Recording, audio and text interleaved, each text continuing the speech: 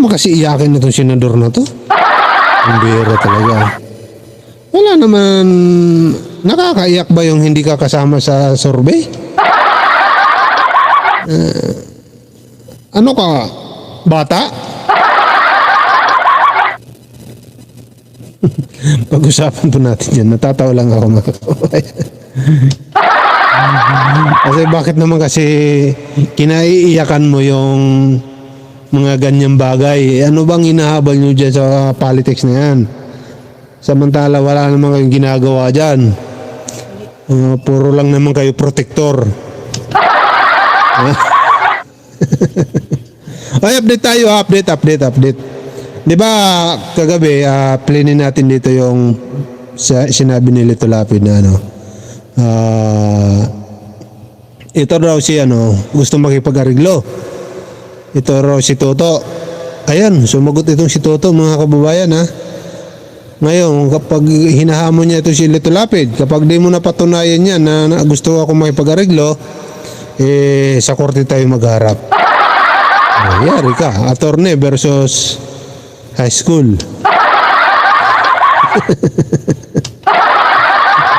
Yun yung update natin kagabi sa live natin kay Lito Lapid. Leon Guerrero, Supremo Primo. Sige, punta natin mga kababayan. Siyempre, shoutout sa'yo, brand new boy. Maulan na gabi po. Maulan niya eh. Paula Nabarosa. Nakakayak talaga pag hindi ka na gusto ng taong bayan. Nakakaya naman. Hindi ka lang nakapasok sa survey, umiyak ka na, animal. Ano kasi yan? Tululuha. Labas muta. Sige, puntahan natin itong Ano ang gusto nyo unahin? Si Mahar Loka-Loka o itong survey? Sige ikaw, brand new boy, anong gusto mo unahin? Ikaw mong Paula Nabarosa, anong gusto mo unahin? Topic. Si Mahar Loka-Loka o si Boy Iyakin? Nung Chief PNP to, yung Chief PNP to si Bato. Bato ang tawag ko dito Bato. Ngayon, Boy Iyakin na Boy Iyakin na itong tawag ko dito. Wala brand new boy, naririnig mo ako? Nandiyan ka ba? Okay, sige. Bahala na tayo, bahala na si Batman. Unahin muna natin itong si Mahar Loka-Loka. Sabi kasi ni Mahar Loka-Loka, kalalive niya lang kalalive. Hindi natin alam kung, tingnan niya natin kung nakalive pa siya. Tingnan natin kung nakalive pa siya. Mahar Loka-Loka. Si Mahar Loka-Loka, nag-live siya ngayon. Ngayon, sabi niya, mga kababayan, ito. Wala na, hindi na siya nag-live. Kanina, nagano po siya mga kababayan. Sabi niya, ito raw si PBBM ay almusal, Mariana, tanghalian, parang pinagbabawal na gamot. Yan daw ang pagkain ni PBBM. Ayon dito kay Mahar Loka-Loka. Ganito po ang klaseng ang babaeng ito na manira sa isang presidente. Ganitong klase po yung taong talaga ito. Talagang wala pong itong... Nagtataka po tayo dito. Ba't ang dami ditong bumibilib sa Loka-Loka na to?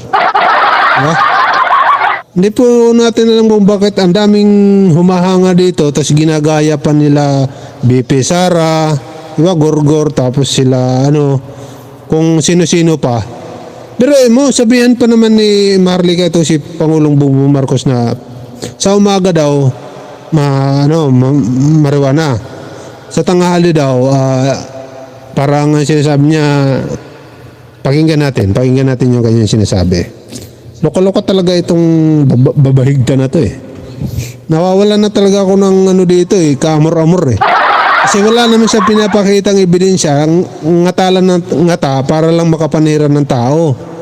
Kaya hindi na ako dito bilib sa loka-loka na to. Tingnan natin.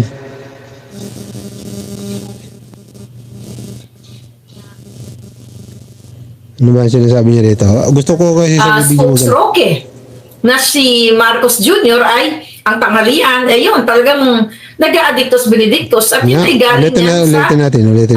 according to my puting ahas, galing from her sister, di ba? I don't know kung ito sinabi niya, pero ito yung information ko. Best Ano? practice na nabanggit yung breakfast ni Marcos Jr. Ano? ay Mary Jane. Ibig sabihin po ng ito, para maintindihan ng tao na loka-loka ang babae ito. Kayo ba, sino ba yung drug addict dyan na kahit sino sigurong drug addict walang mag-almusal na marijuana ang i-almusal, ano? Kundi ka pa naman talaga loka-loka. Ano man pinagsasabi mo na almusal ni PBB may Mary Jane? Ibig sabihin marijuana. Ano pinagsasabi mo? Ano ba kasi ang katibayan mo loka-loka ka? Bakit mo sinasabi yan? Diba? Bakit sino ba yung mga informante mo dyan na nasa gobyerno? Bakit ka nagkaganyan? Diba? Puro ka bintang, wala ka naman pinapakitang ebidensya. Walang taong gano'n na mag-aalmusal marijuana. Hindi ka pa naman loka-loka. Diba?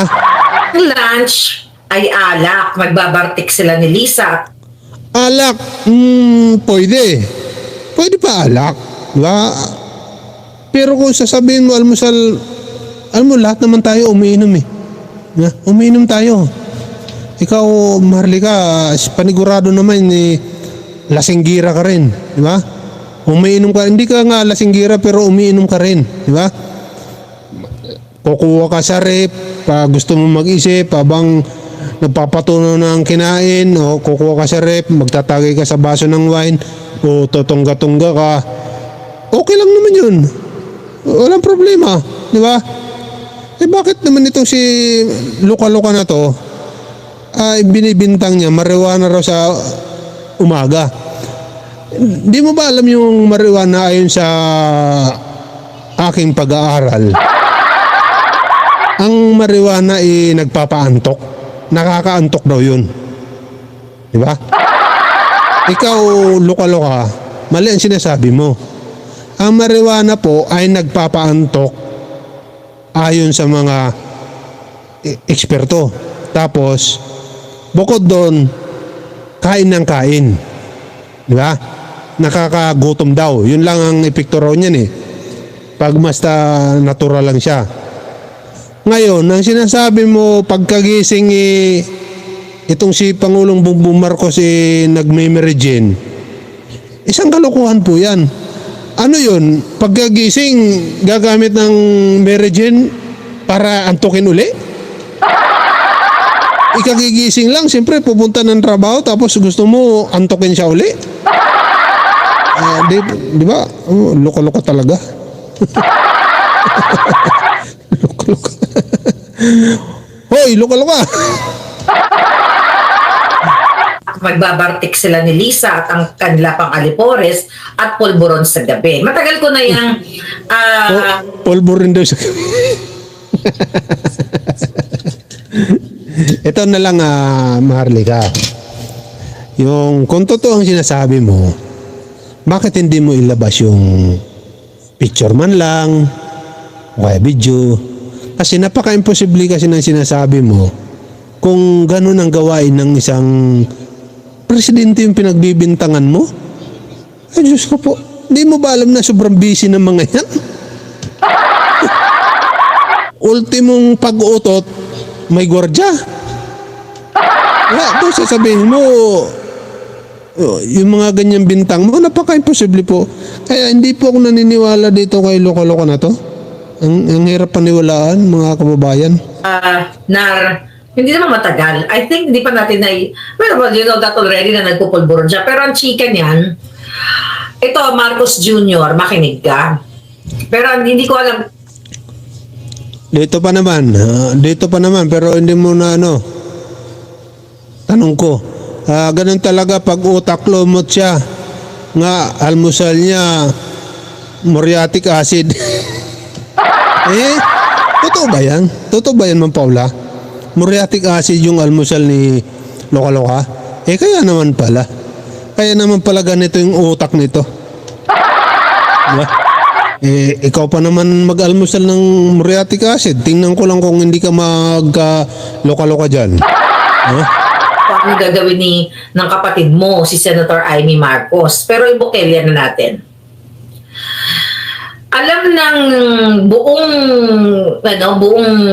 mga circle nila, mga kababayan, mga palangga, at kayo na mga men and women in uniform, kayo po na mga general na araw-araw ko kayong pinipit. Alam na namin ni style mo, Maharlo ka. Alam na namin ang style mo. Una, sisiraan mo ang presidenteng Bongbong Marcos na kiso nagme-merigen, uminom ng alak, nagpopulburon, tapos sabay susundutin mo yung mga men in uniform para magalit sila kay Pangulong Bongbong Marcos.